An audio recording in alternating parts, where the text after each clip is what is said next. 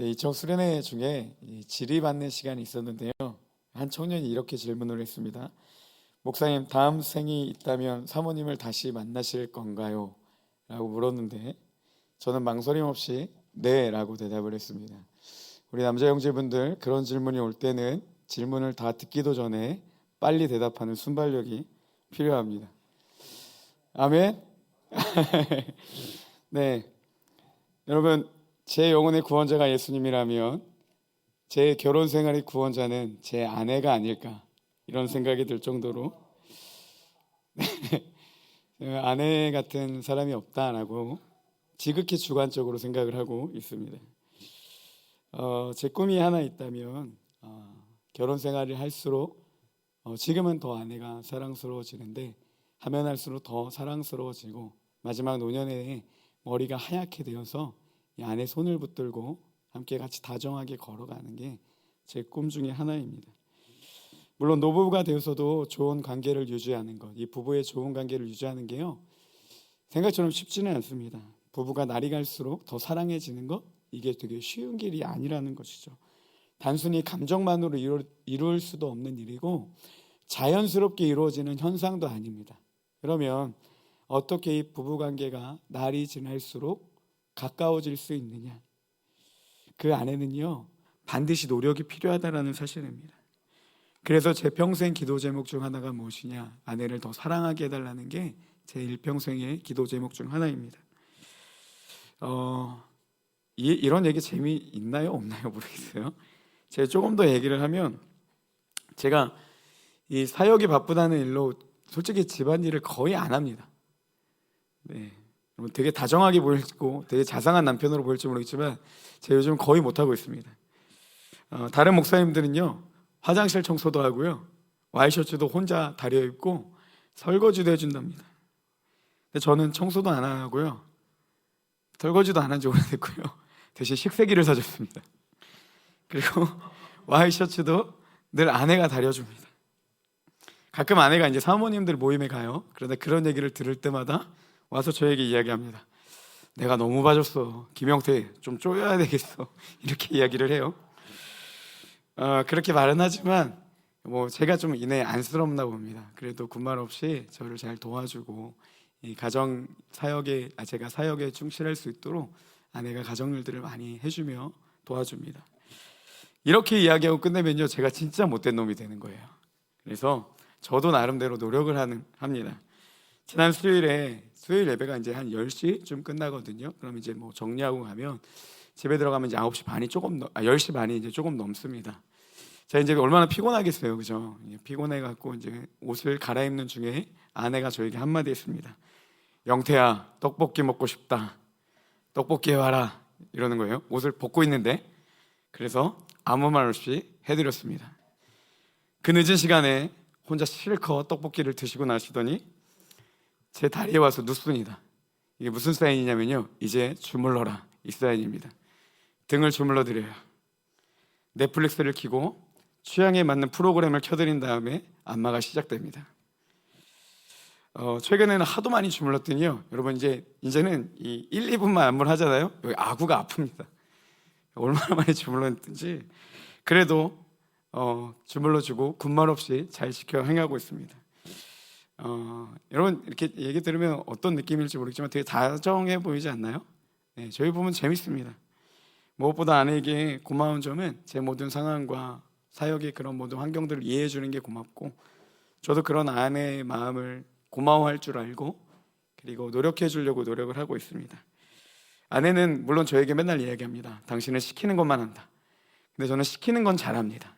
그래서 나름 노력을 하고 있습니다. 왜 주절주절 이런 얘기를 했냐? 여러분, 이 결혼 생활이 오래될수록 이 관계를 유지할 때는 반드시 노력이 필요한 것처럼요, 저는 하나님과의 관계도 그렇다고 생각을 합니다. 예수님은 우리를 신부로 부르셨습니다. 그죠? 이 결혼 관계에도 오래될수록 노력이 필요한 것처럼 여러분, 우리가 많이 하는 착각 중에 하나가 뭐냐면요, 신앙생활이 오래 할수록 우리가 하나님과 자연스럽게 깊어진다라고 착각하고 있다는 거예요. 그 관계 가운데는 반드시 우리의 행함과 노력과 의지가 필요하다는 사실입니다. 그래서 세월이 흐를수록 그 너무나도 좋으신 하나님과 더 깊은 친밀함을 누리고 더 좋은 관계 가운데 나아가는 것이 신앙생활이고 하나님을 아는 자들의 마땅한 반응이라는 사실입니다. 오늘 사사기에 나타난 이스라엘과 이 하나님과의 관계를 보면요, 이들은 세월이 흐를수록 하나님과의 더 깊은 친밀함을 누려야 되는데 안타깝게도 그렇게 하지 못했다라는 겁니다. 하나님은 사사를 통해서 이스라엘을 끊임없이 구원해주고 그들을 통해 약속을 성취해 주시는데 이스라엘은 그 구원을 받을 때마다 하나님을 더 배반하고 심지어 점진적으로 타락해가는 그런 모습들을 보여주고 있습니다. 하나님은 언제나 이스라엘과의 관계를 위해 힘쓰셨습니다. 최선을 다하셨고요, 아브라함 때부터 약속하신 그 약속을 신실하게 이루기 위해 열심으로 그들과 함께 하셨지만 이스라엘은 더욱더 타락해만 갔다라는 거죠.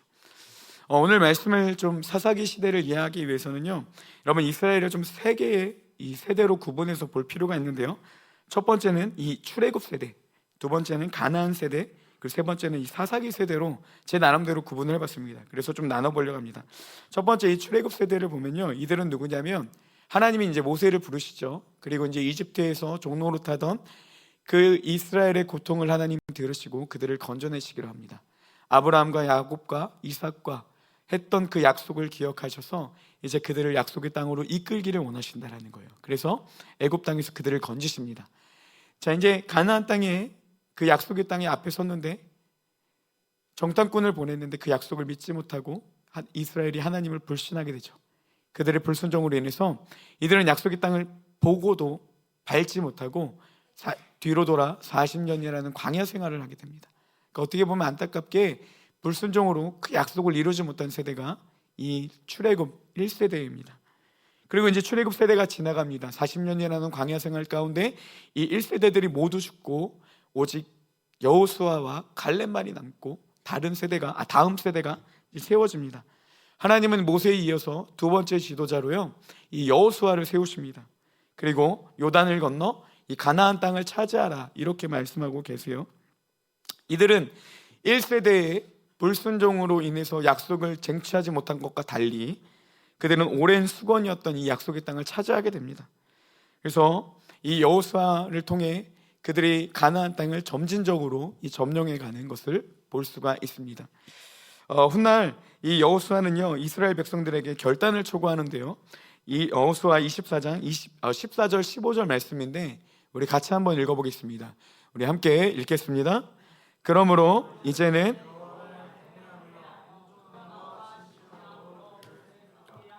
너희들이 조상들이 강 저쪽과 애굽에서 섬기던 신들을 치워버리고 여호와만 섬기라. 만일 여호와를 섬기는 것이 너희에게 너희 조상들이 강 저쪽에서 섬기던 신들이든지 또는 너희가 거주하는 땅에 있는 아모리 족속의 신들이든지 너희가 섬길 자를 택하라. 오직 나와 내 집은 여호와를 섬기겠노라. 이 여호수아가 가나안 땅을 점령한 후에 뭐라고 이야기를 하냐면요, 이제는 너희가 이 땅에서 여호와를 경외하고 온전함과 진실함으로 섬겨라. 만약 이게 싫으면 너희들은 하나님을 떠나 다른 신들을 따르라. 너희들 이 중에 결정해라. 이렇게 말합니다. 그러니까 하나님 앞에 이 결단을 촉구하는 거죠. 그리고 여호수아는 뭐라고 말합니까? 오직 나와 내 집은 여호와를 섬기겠다. 이렇게 결단합니다. 그 말을 들은 이스라엘 사람들이 뭐라고 이야기하냐면요, 우리도 여호와만 하나님만 섬기겠다. 이렇게 이야기를 하고 마무리를 짓습니다. 그리고 이 이스라엘 이후에 그 여호수아 시대의 사람들의 삶을 어떻게 마감하냐면요, 우리 31절 말씀도 한번 같이 읽어보겠습니다. 우리 31절 함께 읽겠습니다. 이스라엘이 여호수아가 사는 날 동안과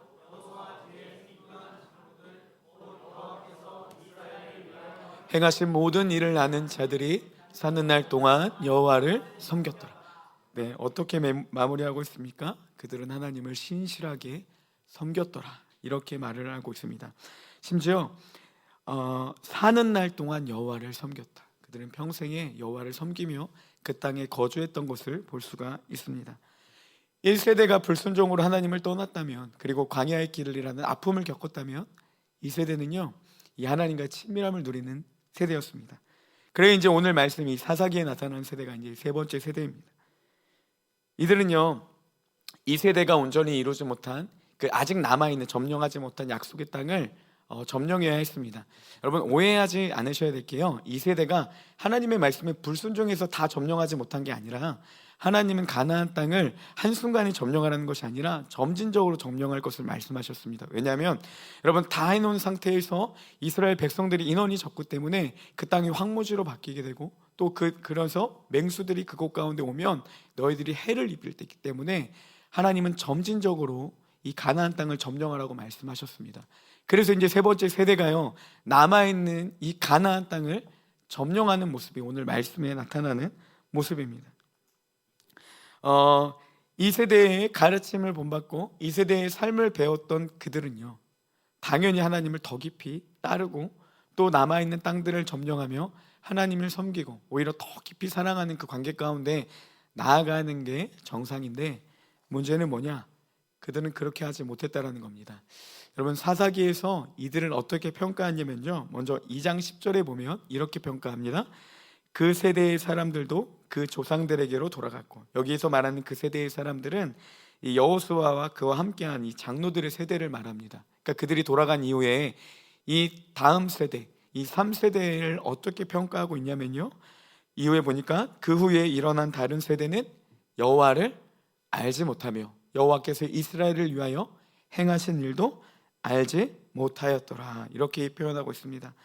이 세대의 신앙을 물려받아 하나님과 더 깊은 친밀함을 누려야 될 이 3세대가 어떻게 했냐? 안타깝게도 하나님을 섬기는 이 세대와는 다른 세대다, 이렇게 이야기를 합니다. 너희들은 다른 세대, 그리고 여호와를 알지 못하는 세대, 이게 3세대의 특징이라는 것입니다.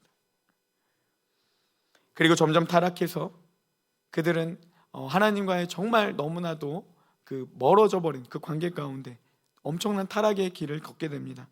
그리고 마지막에 성경은 이 세대를 어떻게 평가하냐면요, 21장 25절도 우리 한번 같이 읽어보겠습니다. 함께 읽겠습니다.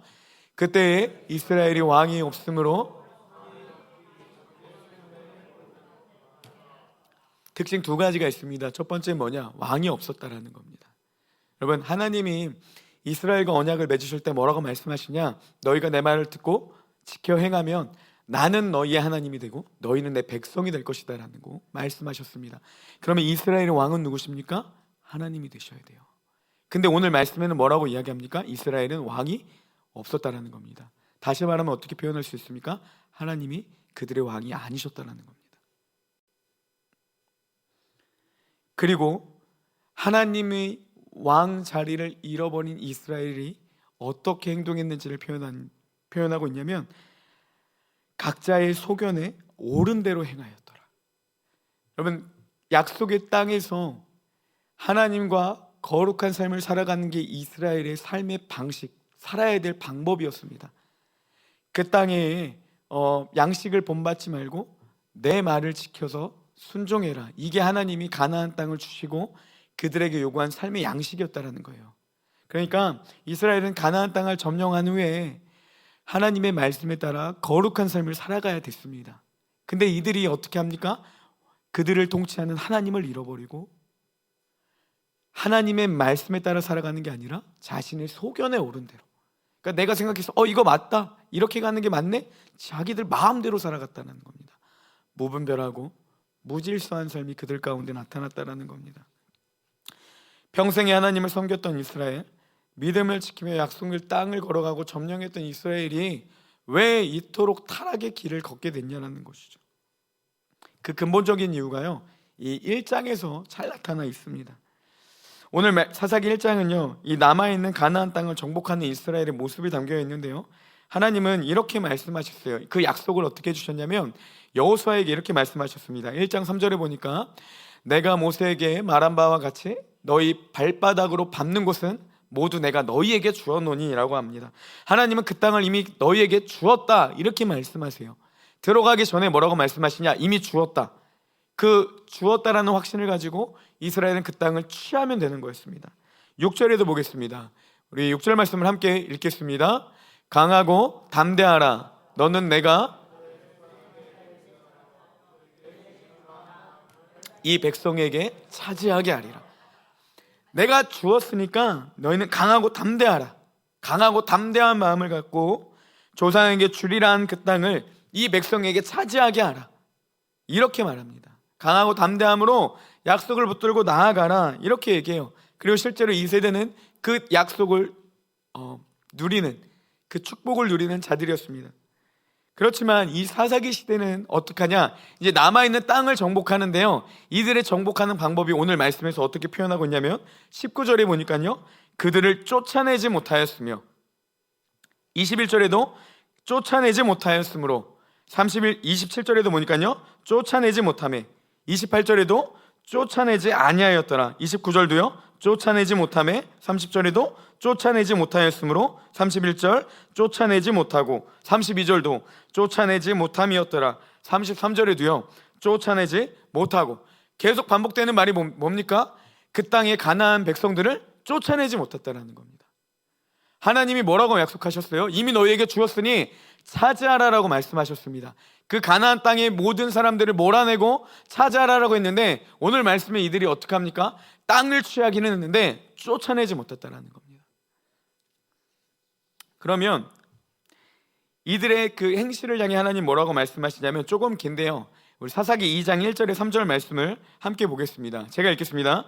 여호와의 사자가 길갈에서부터 복임으로 올라와 말하되, 내가 너희를 애굽에서 올라오게 하여 내가 너희의 조상들에게 맹세한 땅으로 들어가게 하였으며, 또 내가 이르기를 내가 너희와 함께한 언약을 영원히 어기지 아니하리니. 이게 하나님의 마음입니다. 내가 너희에게 약속한 그 언약을 영원히 어기지 아니하리니. 그렇지만 2절에서 하나님이 요구하시는 게 있어요. 내가 이 언약을 영원히 어기지 아니할 테니까 너희들은 어떻게 되냐? 너희는 이 땅의 주민과 언약을 맺지 말며 그들의 제단을 헐라하였거늘 너희는 내 목소리를 듣지 아니하였으니 어찌 그렇게 하였느냐. 여러분, 여기서 그 언약을 맺지 말라, 이런 말은 뭐냐면요, 그들과 이 그 멍에를 같이 매지 말라, 이런 뜻입니다. 그러니까 멍에는 상징적으로 억압, 복종, 강제 노역, 이런 거를 표현하고 있습니다. 그러니까 너희들 그렇게 하지 말라 그랬는데, 이 이스라엘이 쫓아내지 못했던 이유가 무엇이냐? 그들을요 노예로 삼았다라는 거예요. 그리고 3절에도 이야기합니다. 그러므로 내가 또 말하기를 내가 그들을 너희 앞에서 쫓아내지 아니하리니 그들이 너희 옆구리에 가시가 될 것이며 그들의 신들이 너희에게 올무가 되리라 하였노라. 하나님이 왜 그들을 쫓아내고 그들이 숭배하는 우상의 단을 헐라라고 말씀하셨냐면, 그들이 너희에게 올무가 되기 때문에, 그 우상을 파괴하지 못하면 너희가 이 우상 숭배라는 죄에 물들기 때문에 너희의 거룩함을 지키기 위해 그들을 쫓아내고 단을 헐라, 이렇게 말씀하신 거예요.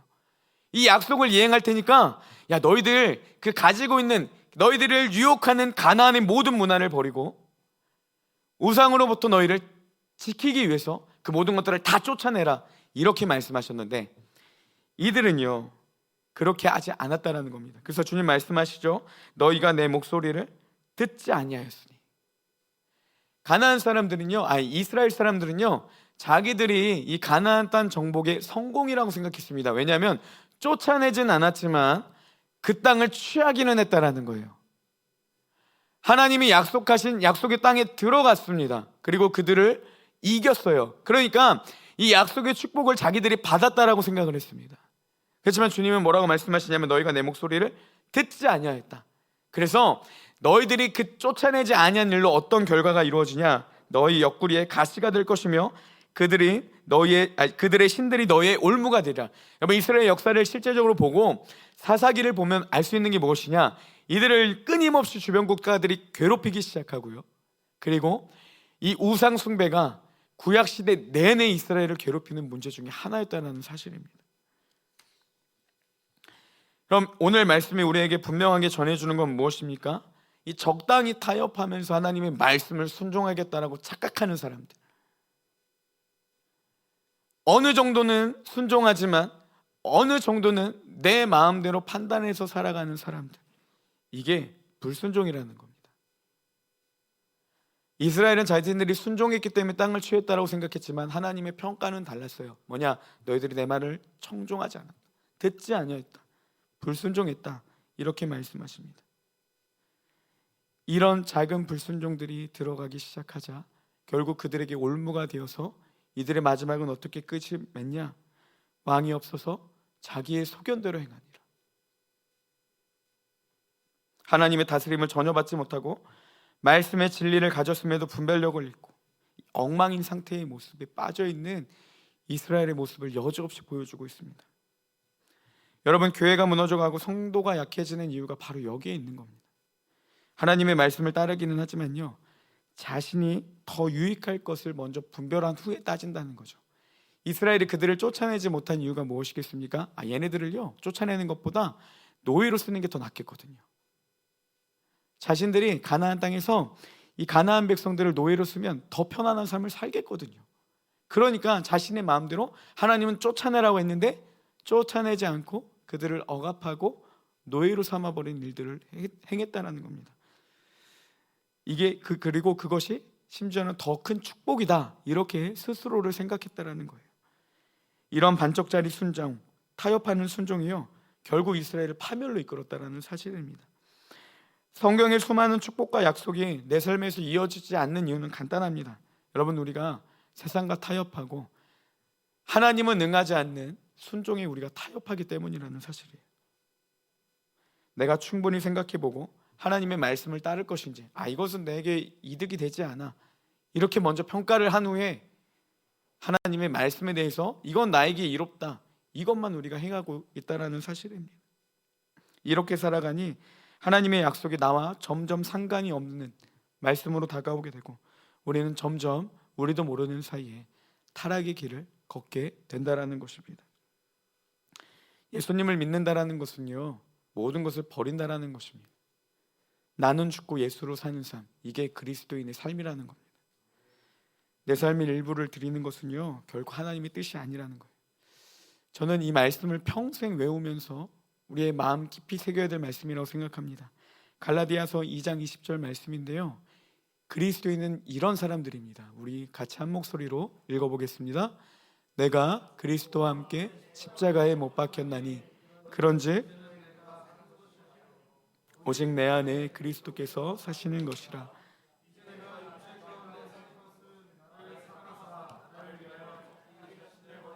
하나님의 아들을 믿는 믿음 안에서 사는 것이라. 예수님을 믿는다는 게 무엇이냐? 예수님과 함께 십자가에 죽는 것입니다. 예수님을 믿는다는 건 무엇이냐? 오직 내 안에 그리스도께서 사시는 것입니다. 예수님을 믿는다는 것은요 나를 사랑하사 나를 위하여 자기 목숨을 버리신 하나님의 아들을 믿는 믿음 안에서 사는 것. 여러분, 예수님을 믿는 건 이거예요. 예수님을 믿는 건 모든 것을 다 죽고 그분의 생명으로 살아가는 게 예수님을 믿는 거지, 예수님을 믿는 게 종교적인 것, 예배드리는 것, 어떠한 이득을 위해, 어떠한 내 마음의 평안을 위해 도저히 해결되지 않는 문제를 가지고 해결받기 위해, 이게 예수님을 믿는 게 아니라는 겁니다. 이번 이총 수련회 저녁 집회 때 기도를 하는데 좀 하나님이 좀 그런 마음을 주시는 것 같았습니다. 하나님 앞에 제 모습이 굉장히 교만해 보였고 고상한 척 예배드리는 그 중심의 모습을 좀 보게 해주셨습니다. 목사라는 타이틀이 있으니까요 예배에도 뭔가 좀 고상한 모습이 나타나야 되고, 빠른 찬양을 할 때도 막 신난데도 좀 약간 점잖게 뛰어야 되고, 기도할 때도 뭔가 좀 경건한 사람처럼 하나님 거룩하십니다, 주님은 위대하십니다, 물론 이렇게도 하지만 그런 남들이 들었을 때에 우리 목사님 뭔가 좀 다르구나 라는 모습, 그런 시선들, 아무도 나를 보지 않는데도 내가 목사니까 이런 신경을 끊임없이 쓰는 그런 모습들을 하나님이 좀 이렇게 보여주시는 것 같았습니다. 그래서 그 생각을 가지고 잠시 이렇게 묵상을 하며 기도를 했는데 그런 마음이 들었어요. 내 안에 버려야 될 게 너무나도 많이 있는데 나는 너무 고상한 척하고 예배를 하고 있구나. 매번 버리지 못하고 매번 무너지는 죄들, 그리고 버려야 될 죄들이 너무 많이 있는데 그토록 심각한 상태가 지금의 내 모습이면서도 불구하고 아무렇지도 않은 척, 아무런 문제가 없는 척, 너무 고상하게 사람들 시선만 신경 쓰며 쇼를 하고 있었구나라는 마음이 들었습니다. 그래서 무릎 꿇고 하나님 살려주세요. 이 죄들 버릴 수 없으니까 주님 제발 좀 도와주세요. 이렇게 기도를 하기 시작했습니다. 저녁 집회가 끝난 후에 이틀이라는 짧은 삶이지만 제 안에 계속해서 기도하는 제목은 하나였습니다. 하나님, 나 버릴 수 없습니다. 제발 이 죄 좀 버릴 수 있게 도와주세요. 그런 생각과 마음이 들 때마다 제가 지금 계속해서 다짐하고 기도하는 기도 제목입니다. 해결되지 않았어요. 그리고 아직도 내가 너무 그런 것들이 많아서 지금도 끊임없이 하는 제 기도 제목입니다. 여러분, 우리가 여전히 타협하며 나는 괜찮다, 나는 그래도 하나님이 사랑하죠, 이 정도는 이 정도쯤은 누구나 다 하지 않냐? 저 사람도 하고 저 사람은 심각하게 나보다 더 그러는데 요 정도까지는 괜찮겠지, 이런저런 이유로 합리화하면서 자기 만족에 빠져버린다면, 하나님도 인정하지 않은 그 순종을 우리는 순종이라 생각하고 스스로를 속이며 살아간다면 우리는 그 자리에서 반드시 돌이켜야 한다는 사실입니다. 여러분, 순종의 타협이란 있을 수 없습니다. 그거는요, 순종이 아니라는 거예요.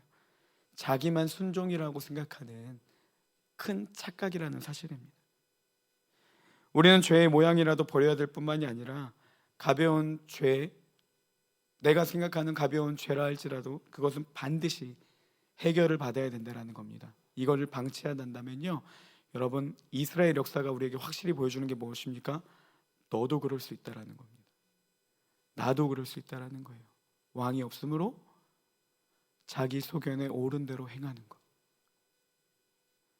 나는 죽고 예수로 사는 삶이 그리스도인인데 그 왕이신 예수 그리스도가 없고 오직 나만 살아나는 것. 이런 그리스도인의 모습이 나타날 수 있다는 겁니다. 오늘 말씀의 1장 27절의 하반절에 보면 이렇게 기록되어 있습니다. 쫓아내지 못함에 가나안 족속이 결심하고 그 땅에 거주하였다라고 표현하고 있습니다. 이스라엘 사람들이 가나안 백성들을 쫓아내지 못하니까 어떤 일들이 일어납니까? 가나안 족속이 그 땅에 거주하기 시작했습니다. 말씀을 직역하면 어떤 뜻이냐면요, 가나안 사람이 그 땅에서 거주하기를 기뻐하였다, 이렇게 표현하고 있습니다. 가나안 사람이 쫓아내라고 하셨는데 그렇게 하지 못하니까요, 그 땅의 사람들이 그 땅에 거하는 걸 기뻐하기 시작했습니다. 약속의 땅에 하나님의 말씀에 있어서는 안 되는 사람들이 그 땅에 거하기를 오히려 기뻐했다라는 거죠.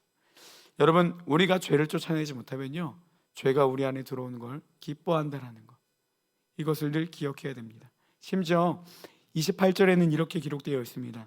이스라엘이 강성한 후에야 가나안 족속에게 노역을 시켰고 다 쫓아내지 아니하였더라 라고 합니다. 세번역 성경에 보니까요, 그런데 이스라엘 백성은 강성해진 다음에도 가나안 사람을 모조리 몰아내지 않고 그들을 부역군으로 삼았습니다, 이렇게 표현하고 있습니다. 이스라엘이 강성해졌어요. 근데 그들을 몰아낼 능력이 주어졌습니다. 앞에서 보면 쫓아내지 못하매 라고 했는데 28절은 뭐라고 하니까 강성한 후에야 쫓아내지 아니하였다라고 합니다. 쫓아낼 능력이 주어졌어요. 그럼에도 쫓아내지 않았습니다. 못한 게 아니고 안 했다라는 거예요.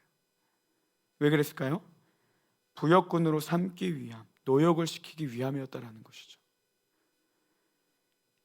이 사람들을 쫓아내지 않는 게 자신에게는 더 유익이다라고 여겼다라는 겁니다. 여러분, 때로는 우리가 쫓아낼 수 없는 죄의 모습들이 있습니다. 그때마다 우리는요, 쫓아낼 수 있는 은혜를 구해야 된다는 거예요. 매번 넘어지는 죄들을 그 자리에서 일으킬 수 있는 하나님의 능력을 날마다 구해야 된다는 겁니다. 살려달라고, 벗어나게 해달라고 하나님을 찾으면서 그 죄가 우리 안에서 온전히 쫓아낼 수 있도록 우리는 그 능력을 구해야 됩니다. 만약 이스라엘 사람들처럼 그들이 쫓아내지 않는 것이 더 유익하다고 생각하고 쫓아내지 않았던 것처럼, 죄가 우리에게 더 유익하다는 판단하에 하나님이 금하시는 것들을 우리 안에서 버리지 않고 쫓아내지 않고 하나님 앞에 그 죄의 모습에서 건져달라고 어느 순간 그 기도조차도 사라져 버린다면 그 죄가 반드시 우리를 삼킬 것이라는 것, 반드시 우리를 파면의 길로 이끌 거라는 것을 우리는 늘 기억해야 한다는 겁니다. 이스라엘은 가나안 땅에서 가나안의 문화가 아닌 이 새로운 삶의 양식, 하나님의 말씀을 따라야 했지만 그들이 보기엔 가나안 문화 양식이 더 좋아 보였습니다. 그리고 그들이 생각한 방식은 하나님의 뜻과 조금 달랐습니다. 그 다른 조금이요, 온전히 쫓아내지 않게 되자 그들을 파멸의 길로 이끌었다는 겁니다. 여러분, 순종하지 않았던 게 아닙니다. 적당히 순종하고 적당히 타협하며 하나님과 거리 제기를 시작했다는 거죠. 그것이 결국은 우리는 순종했어 라고 스스로를 속이면서 안일하게 살아가게 만들었다는 겁니다. 오늘 말씀에 우리는 분명하게 경고해주고 있습니다. 신앙의 타협을 버려야 한다는 거예요. 그리스도인은 이 땅을 살아가지만 이 땅의 문화가 아닌 하나님의 말씀을 따라야 하는 것처럼 이게 그리스도인의 마땅한 반응이고 예수님을 믿는다라는 징표가 되고 날마다 죽는 연습을 통해서 이 하나님의 경건을 이루어야 되는 것처럼 우리는 끊임없이 나는 죽고 예수로 살아가는 삶을 추구해야 한다는 겁니다. 내가 죽을 때 내 삶에서 예수 그리스도가 온전하게 나타나게 되고 내가 죽어야 하나님의 약속의 말씀이 온전하게 이루어진다는 것입니다. 여러분, 이것을요 절대로 가볍게 여기서는 안 됩니다. 신앙의 타협은 늘 모든 것을 망쳤습니다. 이스라엘을 망쳤고 한국교회를 망쳤고 많은 목회자들을 무너뜨렸고 많은 신앙의 선배들을 이 길에서 떨어뜨렸습니다. 믿음의 기둥 같던 많은 영적 지도자들과 선배들이 바로 여기에 무너졌다는 사실입니다. 저는 특별히 목회자들의 성문제에 대해 많이 생각을 해보는데요, 왜 그토록 무너졌을까라는 생각을 하다가 문득 이런 생각이 들었습니다. 여러분, 이들이 처음부터 무너지지는 않았을 거예요. 대표적인 예로 전에 3.1교회 담임이셨던 전병호 목사님이 성스캔들 이전에 항상 주변의 많은 목사님들이 좀 가까이 하는 게 위험하지 않을까요? 라고 권면을 했다고 합니다. 근데 그 말을 가볍게 여긴 거예요. 결국 그러자 목회자로서는 해서는 안 되는 그런 길까지 나아가게 됐다라는 겁니다. 신방이라는 이유로, 영혼을 상담한다라는 이유로, 그 외 여러 가지 이유로 기준이 무너져 버리고 장소가 무너져 버리고 환경이 무너져 버리기 시작되자 그 틈을 사단은 절대 놓지 않았다라는 겁니다. 그런 작은 무너짐이 결국 그렇게 청년에 너무나도 큰 영향력을 주었던 그 사역자가 무너지게 되었다라는 겁니다. 많은 목사님들이, 선배님들이 몇 가지 충고를 합니다. 절대 둘만의 공간에서 이성을 만나지 말아라. 밀폐된 공간에서 자매를 만나지 말아라. 그래서 저는 한 번도 그런 적이 없습니다. 카페 아니면 절대 안 만납니다. 교회 공간에서도 많은 사람들이 비춰지는 그런 통유리가 있는 곳이 아니면 저는 절대로 만나지 않습니다. 처음부터 무너지는 사람이 없어요. 조금씩 내어주다 보면 결국 그 사람을 무너뜨린다는 사실입니다. 여러분, 남들과 나는 달라, 이 생각부터 서서히 무너지는 것입니다. 우리가 죄에 대해서는 늘 두려움으로 임해야 된다는 거예요. 사단은 우리보다 강합니다. 근데 그 사단이 어떻게 우리를 향해 주목하고 있냐? 우는 사자와 같이 삼킬 자를 찾고 있다는 겁니다. 반드시 그 틈을 사단은 놓치지 않을 거고, 사단은 탁월한 방법으로 우리가 혹할 수 있는 제안으로 우리를 반드시 넘어뜨리고, 그 순간은 괜찮을지 모르겠지만 결국 그 길이 우리를 멸망의 길로 이끄는 그 자리 가운데로 우리를 끈다라는 사실입니다.